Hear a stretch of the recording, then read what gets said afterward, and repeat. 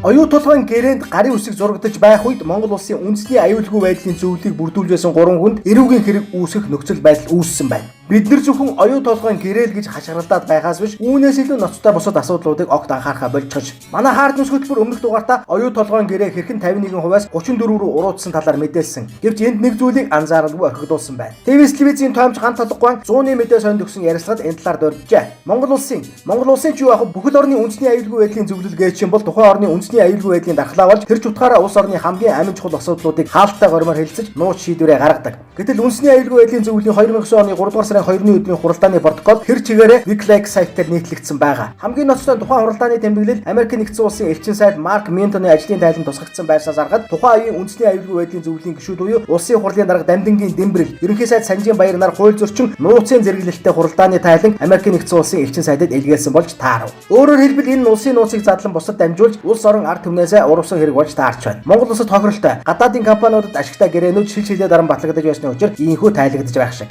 Шууд утгаар нэхэд Монгол улсын засгийн эрхийг гадаадуудад худалдагдсан хөлсний тагнуулууд авсан байсан гэсэн үг. Онцнооц хамгийн нууц байх ёстой үндэсний аюулгүй байдлын зөвлөлийн хуралдаан дээр ярилцаж хэлэлцсэн асуудал тэр чигээр бүр үг өсөг бүрээр Америк нэгдсэн улсын элчин сайдын яамд очихсон байсан байна шүү дээ. Зөвхөн энэ хэрэгээрээ л тэд олон 10 жилийн яд авах ёстой. Гадны эрх ашиг хамгаалсан, Монгол улсын нутаг дэвсгэр дээр тагнуулын үйл ажиллагаа явуулсан, нууц хуралдааны материалыг гадаадын элчин сайдын яамд дамжуулсан, улмаар төр засгийн шийдвэрт нөлөөлж Монгол улсын эдийн засгт онц ноцтой хохирол учруулсан хэрэгээр ялдагдахаас гадна албан тушаалаа ашиглаж оюу толгойн гэрээ гадны компанид ашигтайгаар батлуулсан. Хэл ахуйд авсан гэх хэрэгүүд нь ч үүн дээр нэмэгдэх байх. Авилгатай тэмцэх газрын энэ хэрэгүүдийг анхаарч үзээрэй. Улсын их хурлын даргасан Дамдны Дэмбэрлийг нэн яралтайгаар баримтлах шаардлага ч эндээс харахад үүсч байх шиг байна.